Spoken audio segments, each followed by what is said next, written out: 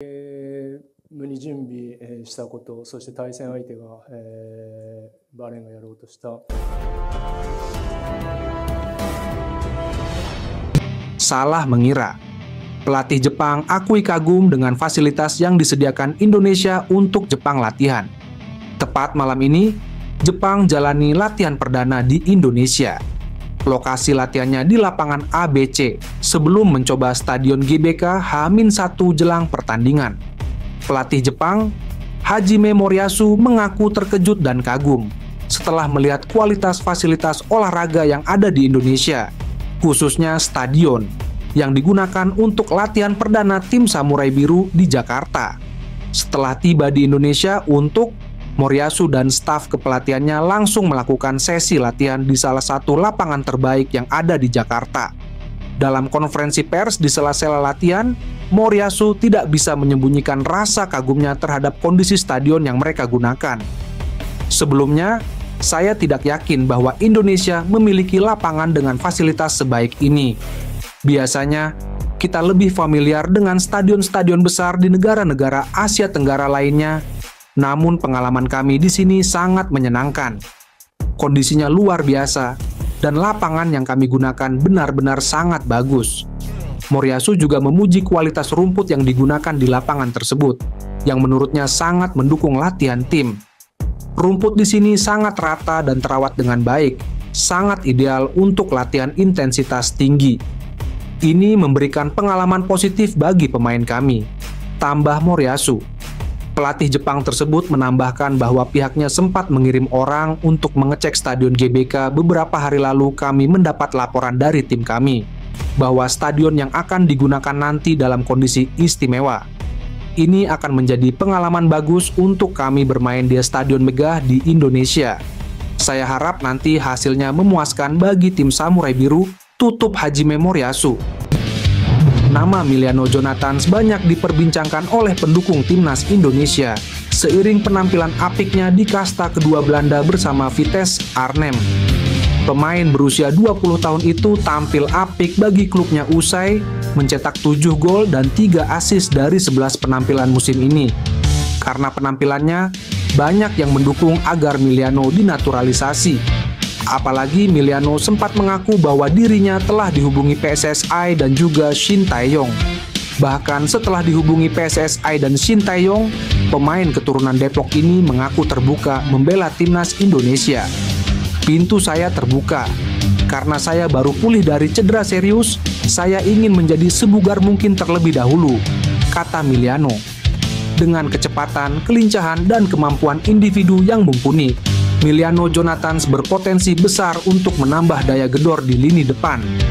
Kehadirannya diharapkan dapat memberikan warna baru dalam permainan timnas Indonesia dan membawa angin segar bagi pecinta sepak bola tanah air. Harapan besar pun tercurah agar Emiliano Jonathans dapat berkontribusi maksimal dan membantu timnas Indonesia meraih prestasi gemilang di kancah internasional. Jika semuanya berjalan sesuai rencana, PSSI akan segera mengebut proses naturalisasi Emiliano Jonathans, sama seperti yang mereka lakukan terhadap Eliano Reijnders dan Mees Hilgers. Kehadiran Emiliano Jonathans tentunya akan berdampak kepada daya gedor timnas Indonesia. Pemain dengan tinggi badan 1,78 cm itu tak hanya mumpuni sebagai gelandang bertahan dan gelandang serang, tapi juga bisa diplot sebagai penyerang sayap. Jepang kembali kehilangan pemain andalannya menjelang laga kualifikasi Piala Dunia 2026 melawan timnas Indonesia di Jakarta. Sebelumnya, Jepang kehilangan striker Ayase Ueda yang mengalami cedera. Kini giliran Shogo Taniguchi yang disebut media-media Jepang mengalami cedera tendon Achilles. Dilansir dari Nikkei Sports, Taniguchi cedera dalam laga terakhir Sint-Truiden di Liga Belgia. Ia cedera saat Sint-Truiden melawan klub Sandy Walsh, KV Mechelen. Kepastian cederanya Taniguchi disampaikan langsung pelatih Sint-Truiden setelah pertandingan. Disebutkan pemain 33 tahun ini mengalami cedera cukup parah. Secara khusus saya dedikasikan kemenangan ini untuk Shogo Taniguchi yang mengalami cedera serius. Diagnosis awal tampaknya adalah tendon Achilles yang pecah, kata Felice Mazzu. Dalam 4 laga terakhir Jepang dalam kualifikasi Piala Dunia 2026, Taniguchi selalu jadi pilihan utama Hajime Moriyasu. Posisinya tak tergantikan. Karena itu, absennya Taniguchi disebut media-media Jepang sebagai sebuah pukulan bagi Jepang. Namun, masih ada bek-bek tangguh samurai biru lainnya yang siap menggantikan. Pertandingan antara timnas Indonesia kontra Jepang akan berlangsung di Stadion Utama Gelora Bung Karno Jumat. Dalam laga ini Jepang diunggulkan. Jepang saat ini memimpin klasemen grup C babak ketiga kualifikasi Piala Dunia 2026 dengan koleksi 10 poin. Sedangkan timnas Indonesia ada di peringkat kelima dengan catatan 3 poin dari 4 laga. Kevin Dix resmi menjadi WNI. Pemain FC Copenhagen itu langsung menyapa dan membuat janji ke Presiden Prabowo Subianto. Kevin Dix bersama Estela Raquel Loupatis dan Noah Johanna Christina Cornelia Leatomu sudah mengambil sumpah kewarganegaraan di Kedutaan Besar Republik Indonesia di Copenhagen, Denmark, Jumat. Ketiganya resmi menjadi WNI. Dalam video yang dibagikan Ketua Umum PSSI, Erick Thohir, Kevin Dix langsung memberikan kata-katanya. Ia menyapa Presiden Prabowo dan berjanji akan mengerahkan segalanya untuk Indonesia. Halo Bapak Presiden Prabowo, senang bertemu dengan Anda. Saya Kevin Dix. Akhirnya saya menjadi warga negara Indonesia. Saya merasa sangat bangga dan saya ingin berterima kasih atas semua dukungannya. Saya akan memberikan segenap darah, keringat, dan air mata untuk Indonesia, kata Kevin Dix. Kevin Dix menjadi WNI usai punya garis keturunan dari Indonesia. Ibunya, Natasja Bakarbesi, berasal dari Maluku. Pemain berposisi back itu tinggal mengurus administrasi kepindahan federasinya dari Belanda ke Indonesia. Jika rampung, Kevin Dix bisa dimainkan saat Indonesia melawan Jepang dan Arab Saudi di kualifikasi Piala Dunia 2026 zona Asia pekan depan. Update terbaru proses naturalisasi Mauro Zylstra. Tinggal menunggu waktu jika mengacu pada kode yang diberikan Mauro Zylstra soal proses naturalisasinya menjadi WNI. Pada bio akun Instagram miliknya, Zylstra memberi emoji jam pasir. Emoji ini seolah sebagai tanda kalau proses naturalisasinya sedang berjalan dan tinggal menunggu waktu. Dalam beberapa bulan ke belakang, Zylstra memang muncul sebagai pemain keturunan Indonesia yang dikabarkan menjadi buruan PSSI. Bahkan beberapa sumber menyatakan kalau pemain berusia 19 tahun itu sudah menyerahkan berkas-berkas yang diperlukan untuk naturalisasi. Kehadiran penyerang klub Liga Belanda FC Volendam U21 tersebut bisa menjadi suntikan tenaga di lini depan timnas Indonesia. Tak hanya untuk timnas senior, usianya yang masih 19 tahun ini bisa membuatnya diproyeksikan untuk bermain di timnas U20 dan timnas U23. Jika berkas-berkas sudah diberikan, harusnya langkah terdekat buat Mauro Zylstra untuk segera dinaturalisasi adalah bersalaman dengan Ketua Umum PSSI, Erick Thohir. Jabat tangan Menteri BUMN itu dikenal sakti. Para pemain yang sudah berfoto dan bersalaman dengannya sudah pasti melanjutkan proses naturalisasi dan akhirnya membela timnas Indonesia. Segera merealisasikan Mauro Zylstra bisa menguntungkan buat timnas Indonesia. Selain usianya yang masih sangat muda, potensinya juga cukup cerah. Performa timnya FC Volendam U21 sedang positif juga. Sejauh kompetisi U21 musim 2024/25 berjalan, mereka menempati peringkat ketiga Liga Belanda U21 Divisi 2. Mauro Zylstra sendiri dari data Transfermarkt sudah mencetak 2 gol dan 1 assist. Namun, belum ada kabar terkini berapa kali ia sudah turun bermain. Media Belanda turut melaporkan rumor siapa yang akan menjadi pemain naturalisasi selanjutnya di timnas Indonesia. Pemain yang dimaksud adalah Jairo Riedewald. Ia adalah ex-Ajax yang kini berkarir di Royal Antwerp, Belgia. Voetbal Premier telah membahas kemungkinan Jairo akan bergabung ke timnas Indonesia bersama striker naturalisasi Jens Raven. Apakah Jairo Riedewald menjadi pemain selanjutnya yang memperkuat tim merah putih? Tulis Voetbal Premier di Instagram. Menurut media Belanda itu, ex Crystal Palace ini sudah positif untuk bermain dengan skuad Garuda. Disebutkan PSSI juga sedang mengusahakannya menjadi WNA. Memang rumor Jairo Riedewald sudah lama mencuat. Apalagi akun Instagramnya dibubuhi bendera merah putih hingga menolak tawaran Suriname. Jika naturalisasi ex Crystal Palace ini berjalan lancar, maka lini tengah skuad Garuda akan semakin kuat. Tom Hay bakal punya tandem untuk mengawal lini tengah timnas Indonesia. Terlebih Jairo punya gaya yang lebih bertahan, sehingga bisa membuat Hay lebih eksplosif ke depan. Perwakilan KNVB di Indonesia bikin netizen penasaran karena memberikan kode di postingan yang membahas soal Ole Romeni. Nama Ole Romeni sudah tidak asing bagi pecinta sepak bola tanah air. Penyerang FC Utrecht ini memiliki keturunan Indonesia. Hal itu membuat ia dirumorkan sedang dibujuk PSSI agar membela skuad Garuda. Namun, sejauh ini belum ada kejelasan apakah Ole Romeni segera diproses. Rumornya sempat meredup, kini nama Ole Romeni ramai lagi. Sebab performanya dibahas oleh akun Instagram @eredivisie_indonesia. Pemain 24 tahun ini disebut telah menjadi andalan FC Utrecht sejauh musim ini. Ia telah tampil 7 pertandingan dengan mencetak 2 gol. Menariknya, unggahan ini dikomentari perwakilan KNVB di Indonesia, yaitu Orange Indonesia. Nah, Orange Indonesia hanya berkomentar dengan emoji telepon yang seakan memberikan kode bahwa akan ada panggilan untuk Ole Romeni. Adapun sosok Ole Romeni menjadi salah satu yang diidamkan untuk membela timnas Indonesia. Sebab ia akan menambah amunisi di lini serang skuad Garuda yang dianggap masih kurang tajam. Sumarji mengungkapkan target realistis timnas Indonesia di 2 pertandingan FIFA Matchday November 2024. Ia mengatakan, skuad Garuda harus bisa menang lawan timnas Arab Saudi dan imbang dengan timnas Jepang.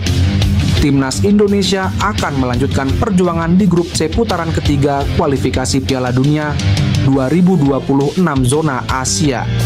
Pasukan Shin Tae-yong akan bersua dengan Jepang dan Arab Saudi di Stadion Utama Gelora Bung Karno, Jakarta. Skuad Garuda ditargetkan mendapatkan 4 poin dalam 2 pertandingan tersebut.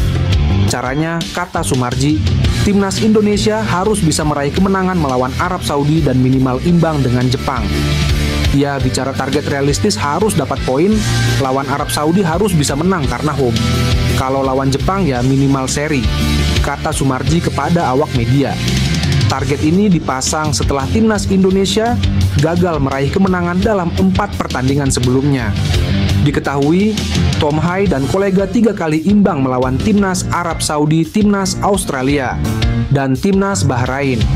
1 pertandingan lainnya berakhir kekalahan dari timnas Cina di Qingdao Youth Football Stadium. Dengan serangkaian hasil ini, timnas Indonesia kini duduk di posisi kelima klasemen sementara grup C. Tentunya timnas Indonesia harus meraih kemenangan untuk membuka peluang melaju ke Piala Dunia 2026. Sebab hanya 2 tim teratas yang berhak lolos langsung ke putaran final. Sementara tim peringkat ketiga dan keempat akan berjuang lagi di putaran keempat kualifikasi. Pascal Struijk, pemain keturunan Indonesia yang saat ini bermain untuk Leeds United, kembali memberikan sinyal kuat bahwa dirinya siap memperkuat timnas Indonesia. Dalam interaksi di media sosial, Pascal terlibat dalam obrolan dengan rekannya, Joel Piroe, di Instagram. Pada salah satu unggahan, Pascal menyebut Piroe sebagai penyerang Indonesia, yang kemudian dibalas dengan komentar Indonesia is calling oleh Piroe, seolah memberikan petunjuk lebih lanjut mengenai kemungkinan Pascal akan bergabung dengan skuad Garuda. Hal ini tentu saja memicu spekulasi di kalangan penggemar sepak bola Indonesia, terutama dengan semakin aktifnya PSSI dalam mendekati pemain-pemain keturunan yang berpotensi memperkuat timnas. Siaran langsung sepak bola online. Pasca kabar ini mencuat, banyak yang mulai bertanya-tanya, apakah Pascal Struijk akan menjadi bagian dari rencana besar PSSI dalam meningkatkan kekuatan lini pertahanan timnas Indonesia di kualifikasi Piala Dunia 2026 zona Asia. Sebagai pemain yang sudah memiliki pengalaman bermain di kompetisi sekelas Liga Inggris, kehadiran Struijk tentu akan memberikan dampak besar bagi timnas Indonesia, terutama di lini pertahanan. Pascal Struijk dikenal sebagai pemain bertahan yang kokoh dan memiliki kemampuan membaca permainan dengan baik, menjadikannya salah satu talenta yang diincar banyak negara. Meskipun sebelumnya ia sempat dirumorkan lebih memilih untuk memperkuat tim nasional Belanda. Interaksi terbaru ini seakan memberi sinyal bahwa Pascal mulai membuka peluang untuk membela negara asal nenek moyangnya. PSSI juga diketahui tengah giat mendekati sejumlah pemain keturunan yang berkarir di luar negeri. Jika Struijk benar-benar memutuskan untuk membela timnas Indonesia, maka PSSI akan memiliki lini belakang yang semakin solid. Hal ini akan sangat bermanfaat mengingat tantangan besar yang dihadapi Indonesia di ajang kualifikasi Piala Dunia 2026. Erick Thohir tiba-tiba ngomong keras gini ke Shin Tae-yong jelang timnas Indonesia versus Arab Saudi dan Jepang. Ketua Umum PSSI, Erick Thohir memberikan arahan tegas kepada pelatih timnas Indonesia, Shin Tae-yong menjelang 2 laga penting yang akan dijalani skuad Garuda. Indonesia dijadwalkan akan menghadapi 2 tim kuat Asia, Jepang, dan Arab Saudi dalam pertandingan kualifikasi Piala Dunia ronde 3 yang akan digelar di tanah air. Erick Thohir menekankan agar Shin Tae-yong mempersiapkan para pemain dengan sangat matang untuk menghadapi tantangan besar ini. Menurut Erick, pertandingan melawan Jepang dan Arab Saudi akan menjadi ujian berat bagi timnas Indonesia. Oleh karena itu, ia meminta Shin Tae-yong untuk fokus menurunkan pemain-pemain terbaik yang memiliki kualitas mumpuni, serta tidak terlalu banyak melakukan eksperimen dalam pemilihan pemain atau taktik. PSSI ingin memastikan Indonesia tampil maksimal, terlebih pertandingan ini akan dimainkan di kandang sendiri, yang tentunya menambah tekanan dan harapan besar dari para supporter. Pertandingan melawan Jepang dan Arab Saudi sangat penting. Saya meminta coach Shin Tae-yong bisa mempersiapkan tim dengan sangat baik, menurunkan pemain yang benar-benar siap dan berkualitas. Jangan terlalu banyak eksperimen, karena kita bermain di kandang sendiri dan kita ingin meraih hasil terbaik, ujar Erick Thohir saat wawancara di Jakarta.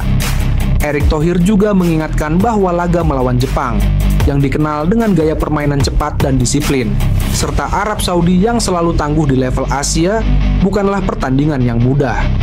Oleh karena itu, persiapan fisik, mental, serta strategi yang matang akan menjadi kunci utama dalam menghadapi 2 lawan tersebut. Meskipun Shin Tae-yong dikenal sebagai pelatih yang kerap memberikan kesempatan kepada pemain muda dan melakukan rotasi, kali ini Thohir menekankan pentingnya untuk menurunkan skuad yang sudah teruji kualitasnya. Dalam pertandingan yang sangat krusial ini, PSSI menginginkan performa terbaik dari para pemain dan berharap hasil positif bisa diraih di hadapan pendukung sendiri. Timnas Indonesia harus tampil dengan kekuatan terbaik. Kita memiliki supporter yang sangat loyal dan antusias. Mereka berharap banyak dari tim ini. Karena itu, penting bagi kami untuk memberikan hasil yang terbaik, tutup Erick Thohir. Sosok striker keturunan yang akan segera dinaturalisasi timnas Indonesia mulai terkuak. Hal itu dibocorkan oleh anggota Komisi 13 DPR RI, Jamaluddin Idam. Jamaluddin Idam ikut dalam rapat kerja Komisi 13 DPR RI dengan Menteri Hukum dan Menpora terkait pembahasan pemberian pertimbangan kewarganegaraan kepada Kevin Dix. Saat diwawancara Kompas TV secara langsung, Jamal membocorkan perihal sosok pemain keturunan yang akan dinaturalisasi selepas Kevin Dix. Ya, saya rasa kita punya Ole Romeni. Dia ini striker yang cukup mumpuni dan bisa jadi harapan timnas dalam waktu dekat ya, kata Jamal. Pernyataan Jamal sontak membuka tabir perihal sosok striker keturunan yang tengah diincar PSSI. Pasalnya, Sekjen PSSI Yunus Nusi sebelumnya mengonfirmasi bahwa pihaknya tengah berusaha memproses naturalisasi striker keturunan. Karier Romeni tidak hanya bersinar di level klub, tetapi juga di tim nasional. Ia pernah membela Belanda di berbagai kelompok umur, mulai dari U15 hingga terakhir di U20. Pengalaman ini tentunya menambah nilai dan kematangan permainan Romeni sebagai pesepak bola muda yang berpotensi.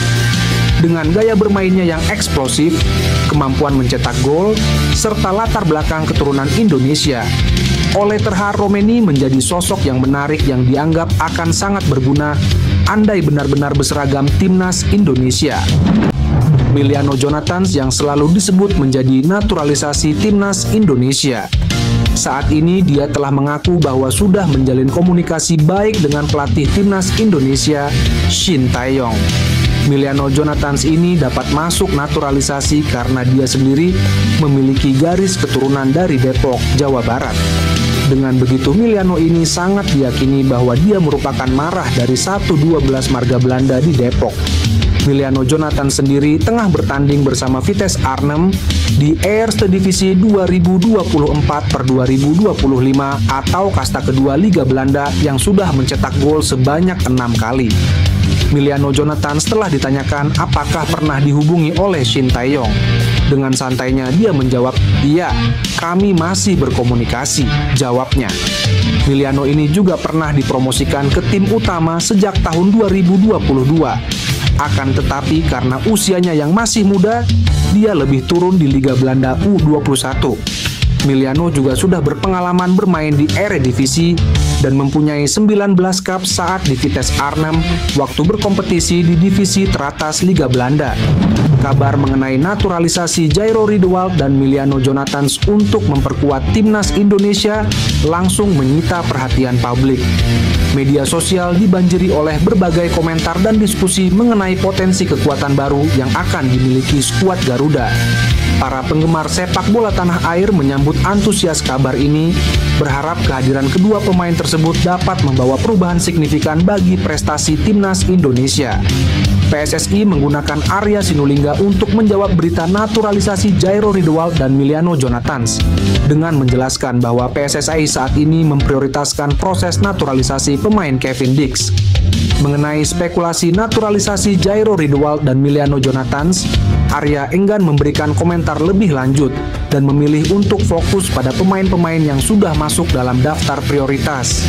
Hingga saat ini, belum ada konfirmasi resmi mengenai rencana naturalisasi Riedewald atau Jonathans. Namun banyak yang berharap mereka bisa bergabung untuk memperkuat timnas Indonesia di masa mendatang. PSSI nampaknya tak akan berhenti memperkuat timnas Indonesia. Setelah sukses mengamankan komitmen Kevin Dix, pencarian bakat berdarah Indonesia di kancah internasional terus berlanjut. Pertemuan antara Erick Thohir dan Kevin Dix di Jakarta beberapa waktu lalu menandai langkah signifikan dalam proses naturalisasi bek berdarah Maluku tersebut. Kesepakatan yang terjalin membuka peluang bagi Kevin untuk segera memperkuat skuad Garuda. Setelah menjalani serangkaian tes kesehatan dan memenuhi sejumlah persyaratan administratif, kini tinggal menunggu proses formal, seperti pengesahan oleh Presiden, persetujuan DPR, hingga upacara pengambilan sumpah sebagai warga negara Indonesia. Namun, siapa sosok selanjutnya yang akan menyusul jejak Kevin Dix? Terkait pertanyaan ini, Erick Thohir masih enggan memberikan bocoran. Menurutnya, proses pencarian pemain naturalisasi membutuhkan ketelitian dan kesabaran. Belum kebayang? Memang belum. Kalau kemarin kan saya jawab ada, sekarang belum, ujar Erick Thohir. PSSI terus berupaya memperkuat skuad Garuda dengan mendatangkan pemain naturalisasi. Kali ini dua penyerang muda asal Belanda Ole Romeni dan Mauro Zylstra menjadi target utama. Kabarnya Mauro Zylstra telah mengirimkan dokumen persyaratan naturalisasi ke PSSI. Keduanya diharapkan bisa menjadi solusi untuk meningkatkan daya gedor lini depan timnas Indonesia. Ole Romeni yang kini membela FC Utrecht telah menunjukkan performa impresif dengan mencetak 2 gol dari 7 pertandingan di Eredivisie musim ini. Jurnalis senior Jepang mengingatkan negaranya agar mewaspadai timnas Indonesia di kualifikasi grup C putaran ketiga Piala Dunia 2026 zona Asia. Raih 3 poin di grup C hingga hentikan Korea Selatan untuk ke Olimpiade 10 kali berturut-turut. Waspadalah terhadap Indonesia, tim terkuat yang pernah ada, tulis jurnalis Jepang Toshiyuki Osumi. Timnas Jepang akan menghadapi skuad Garuda pada 15 November 2024 di GBK Senayan, Jakarta. Jurnalis senior Jepang Toshiyuki Osumi berikan analisis mendalam terkait kekuatan tersembunyi yang dimiliki timnas Indonesia selama gelaran kualifikasi Piala Dunia 2026. Toshiyuki Osumi mengingatkan kepada seluruh tim di level Asia, termasuk Jepang yang sebentar lagi akan hadapi timnas Indonesia untuk waspada.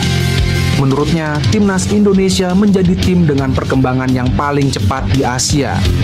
Hal ini karena skuad Garuda mampu melampaui 50 negara lain di ranking FIFA hanya dalam waktu 4 tahun saja. Indonesia saat ini menjadi tim dengan pertumbuhan tercepat di Asia. Pada awal 2020, mereka berada di peringkat 173 FIFA. Namun hanya dalam waktu 4 tahun, Indonesia telah melampaui hampir 50 negara lain dan kini berada di peringkat 130. Tuturnya, dirinya mengingatkan timnas Jepang agar berhati-hati dengan amukan timnas Indonesia di Jakarta.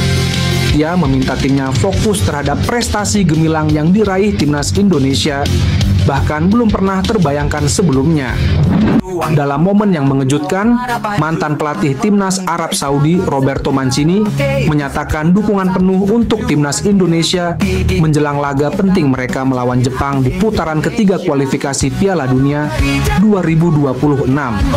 Mancini, yang sebelumnya memimpin skuad Arab Saudi dan membawa Italia menjadi juara Euro 2020, menyampaikan pesannya melalui sebuah wawancara eksklusif yang segera viral di berbagai media olahraga. Indonesia memiliki potensi yang luar biasa. Dalam wawancara tersebut, Mancini mengungkapkan kekagumannya terhadap perkembangan sepak bola Indonesia. Menurutnya, Indonesia memiliki potensi besar dan bakat pemain muda yang menjanjikan. Mancini juga mengaku terkesan dengan semangat dan kerja keras tim asuhan Shin Tae-yong yang terus menunjukkan peningkatan dalam beberapa tahun terakhir. Indonesia telah banyak berkembang dalam permainan mereka. Dengan pemain-pemain muda yang dinamis dan semangat juang tinggi, mereka pasti bisa memberikan perlawanan hebat melawan Jepang. Ini bukan hal yang mudah, tetapi saya percaya tim ini memiliki peluang besar, ujar Mancini dengan penuh semangat.